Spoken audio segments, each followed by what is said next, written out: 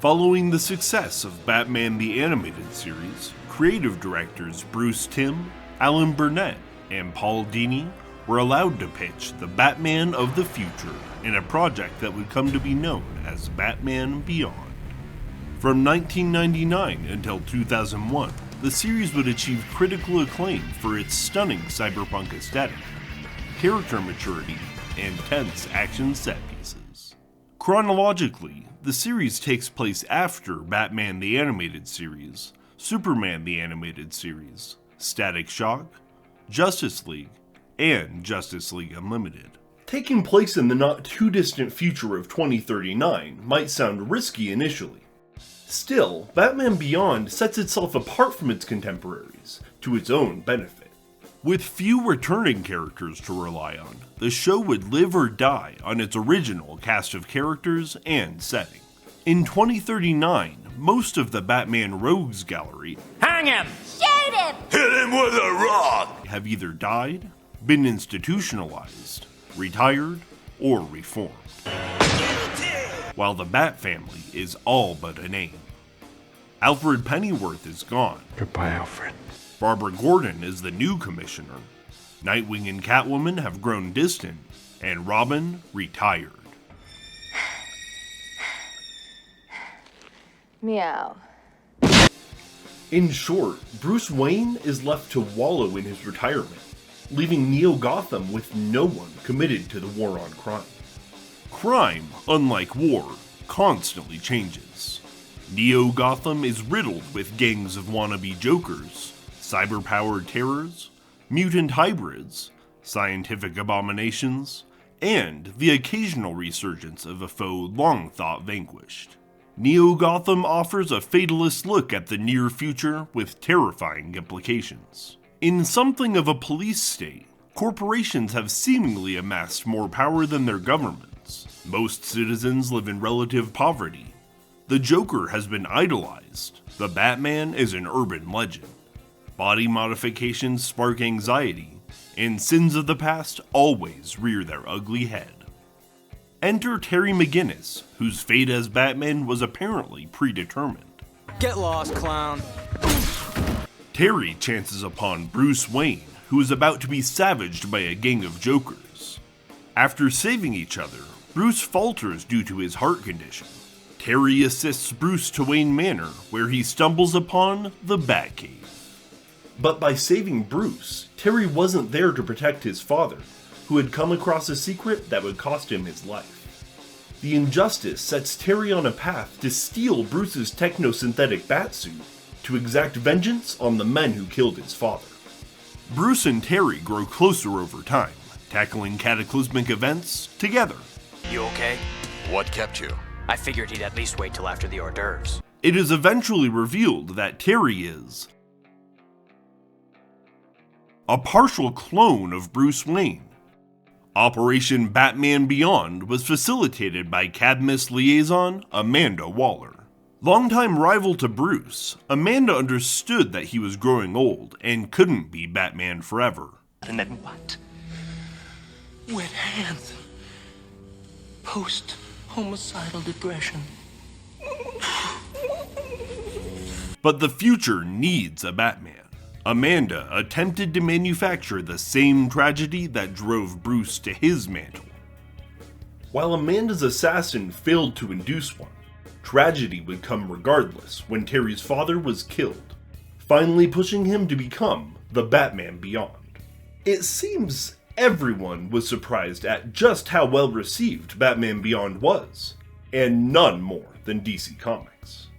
Stranger still, Terry has mostly been relegated to series directed toward younger readers, miniseries, digital first series, potential features, and Dan Jurgens scripts.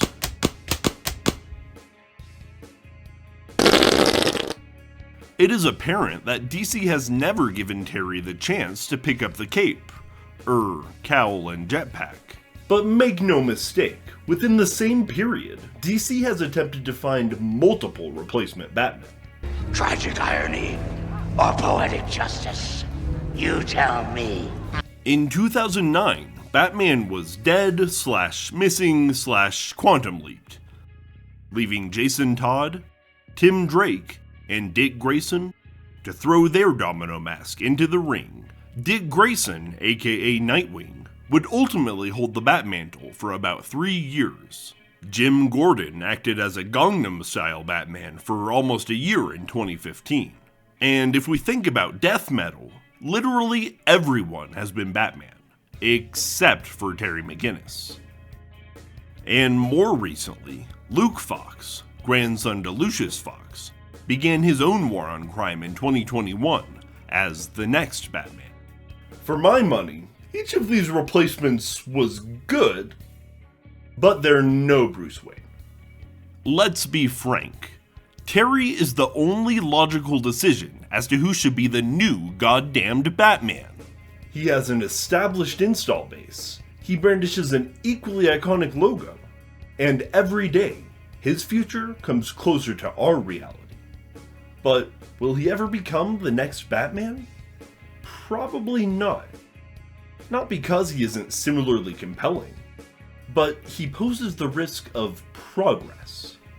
See, Batman Beyond is an established character, but the titles have mostly forsaken the rest of the DC universe. As mentioned, the series didn't use much in terms of established characters, except for a few villains and Superman making a handful of appearances, along with the new Justice League. But to say DC Comics is just Batman, Superman, and the Justice League would be intentionally reductive. To commit to Batman Beyond the future is most likely seen as a risky business venture. One that would distance DC Comics from its rich legacy, foregoing beloved stories in favor of an ever-encroaching future. Nonetheless, a commitment to the Batman Beyond future could be a blessing in disguise for DC Comics. If DC were to commit to the Batman Beyond future, they could finally define and give structure to their past. Which is to say, DC could pick which of their esteemed stories did or did not happen, and how those stories gave form to this future.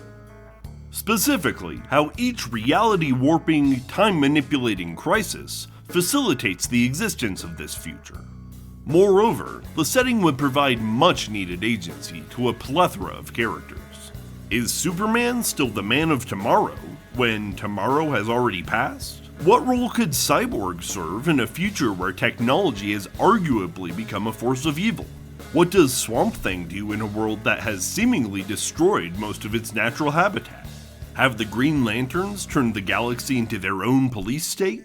Does Lobo still love space dolphins? Are Zatanna and Constantine more or less powerful in a world that has sworn off magic in favor of technology?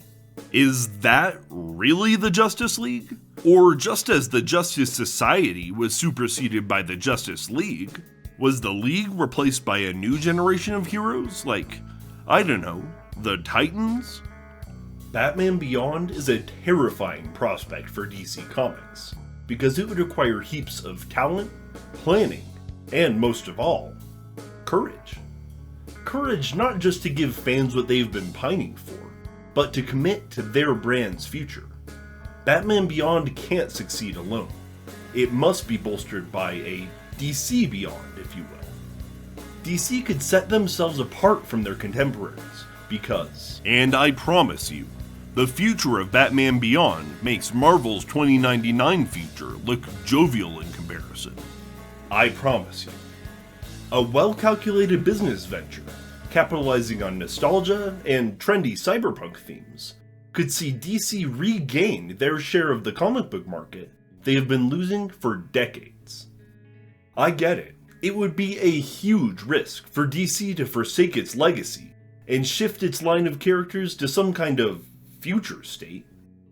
But as Future State proved, such a move could disenfranchise swaths of fans, new and old.